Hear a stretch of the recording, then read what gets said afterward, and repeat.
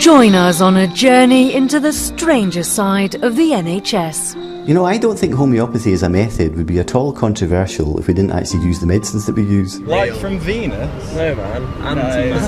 I've tried that before, it's alright.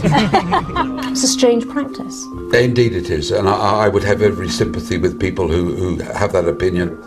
Homeopathy, an alternative therapy, is controversial and frankly a little odd.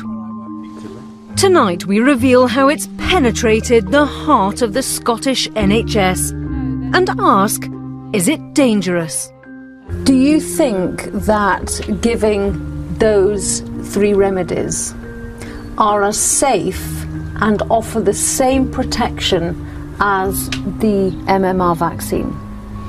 I would like to say that they were safer, but I can't prove that. The boy is fine. He's great, 100% well. You put that down solely to the homeopathic remedy? I do, definitely. Which cured his cancer? Yes.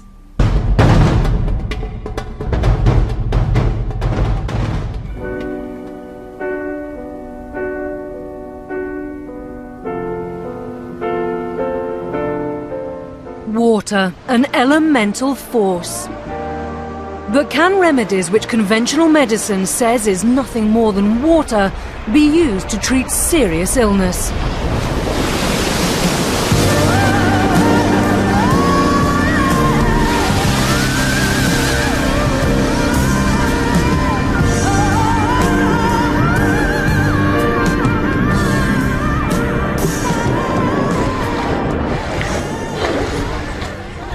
Tonight, we can reveal that this system, which some dismiss as magic water, has found a special home in the Scottish NHS. Homeopathy, a medical system which uses water to dilute natural ingredients, is at the heart of a battle in the NHS. Many doctors argue that the approach, founded by an 18th century German doctor, has no clinical evidence to prove it works.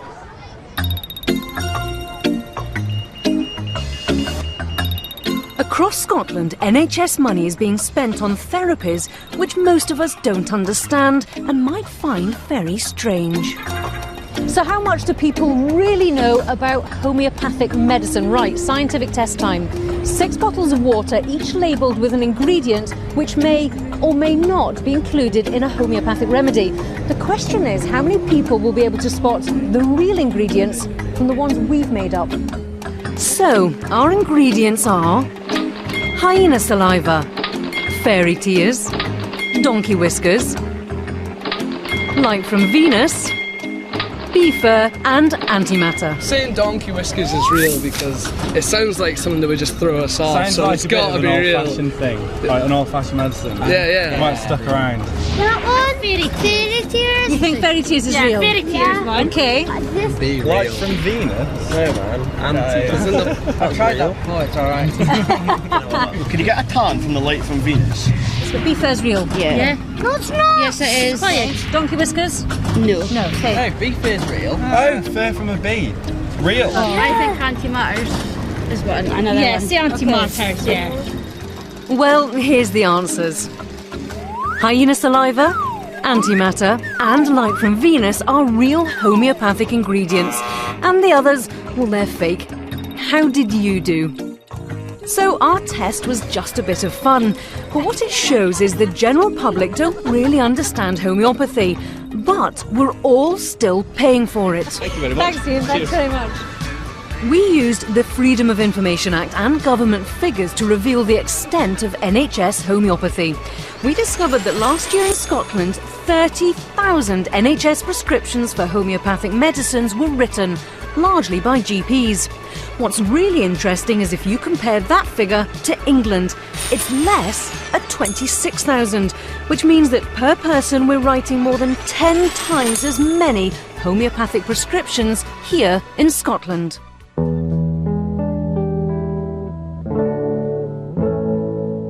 With little public understanding of the medicines, yet thousands of prescriptions being written, I wanted to find out more about them. Hello, Stephen, welcome. I came to see the founder of Freeman's, Scotland's biggest homeopathic pharmacy.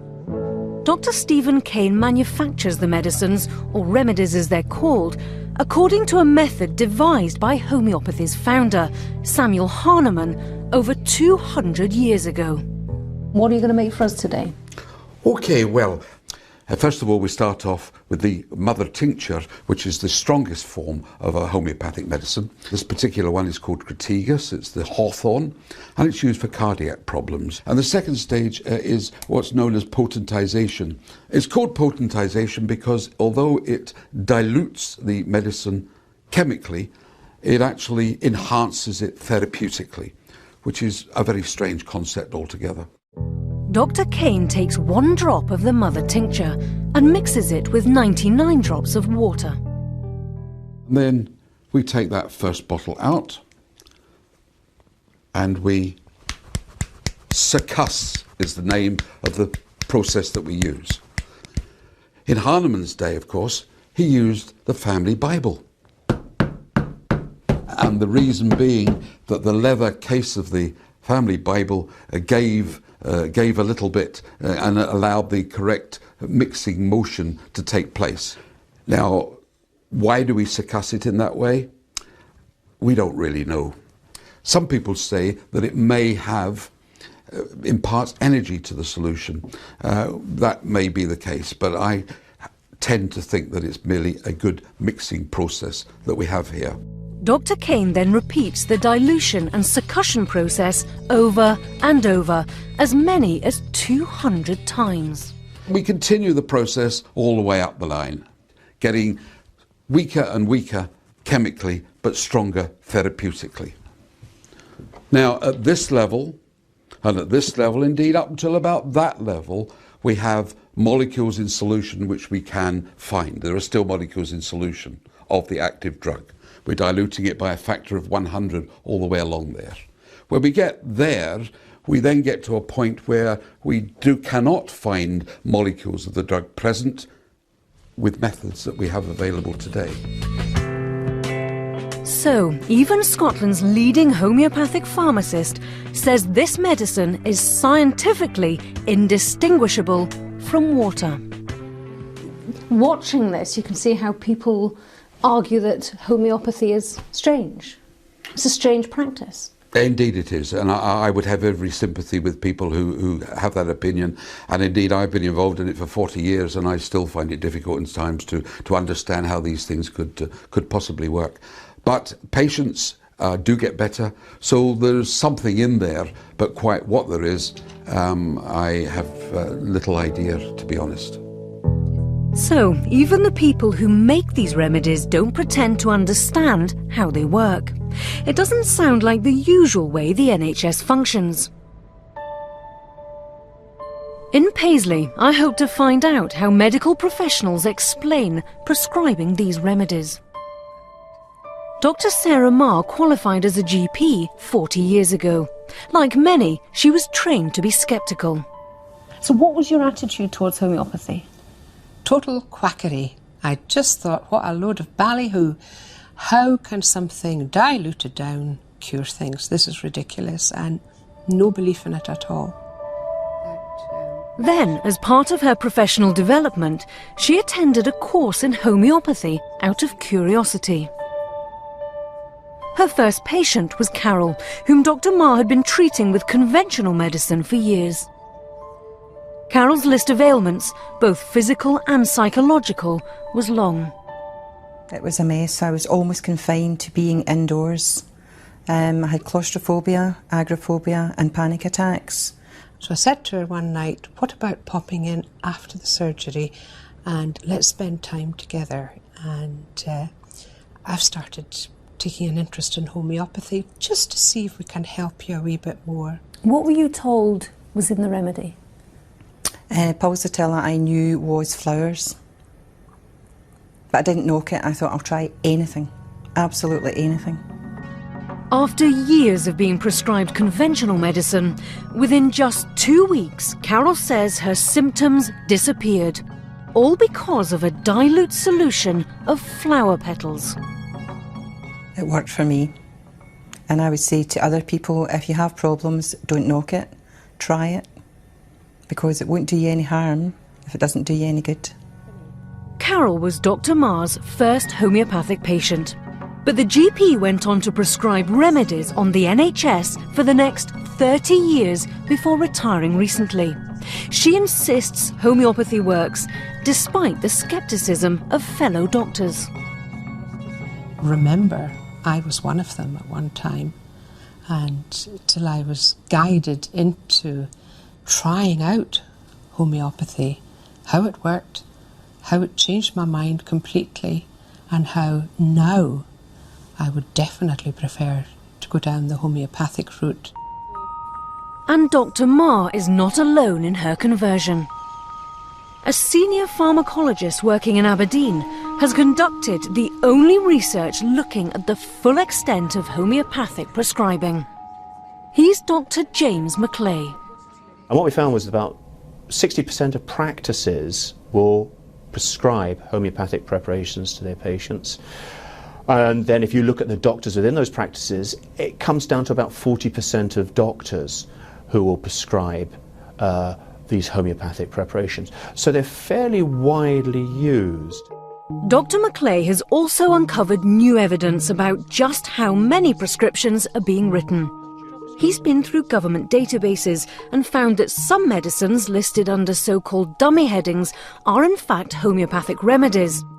If you add them to the ones we already know about, it doubles the total to about 60,000 prescriptions a year.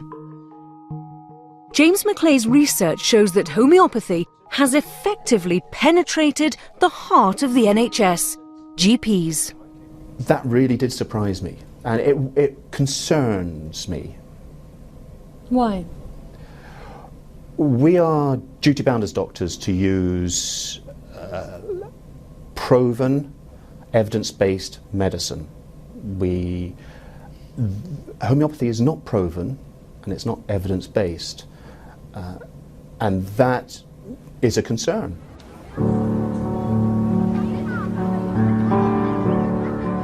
That view has been gaining momentum. The British Medical Association recently formally came out against NHS homeopathy.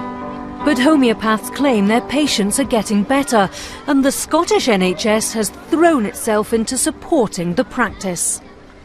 It's a leap of faith.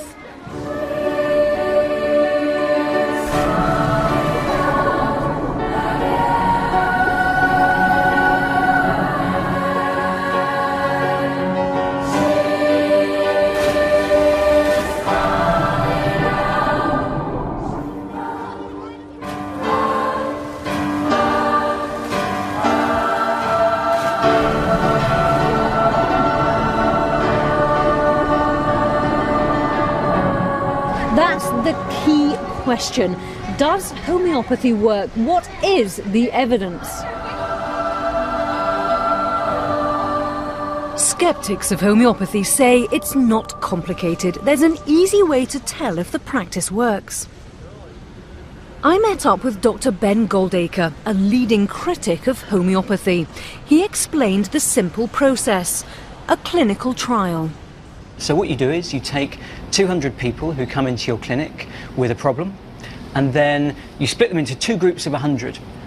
100 people see a homeopath, they get prescribed a homeopathic pill, and they receive that pill and continue to take it, and then you see how fast they get better. The other 100 people, they see the homeopath chooses whichever of the many different homeopathic pills they want to give. It's prescribed to the patient, but at the very last moment, without the patient's knowledge, and that's crucial, the homeopathic pills are switched for sugar pills which haven't been treated by a homeopath, sugar pills which are just normal sugar pills, which are indistinguishable from the supposed real homeopathy sugar pills. And the idea of that is the patient doesn't know whether they're getting a genuine homeopathic sugar pill or just a normal everyday sugar pill. And then you compare the two groups, you see who gets better faster. Now what happens is, when you take all of the trials that have ever been done like this and put them all together and take only the best quality ones, the ones which are fair tests, what you find is people on homeopathy do no better than people who are just getting normal sugar pills.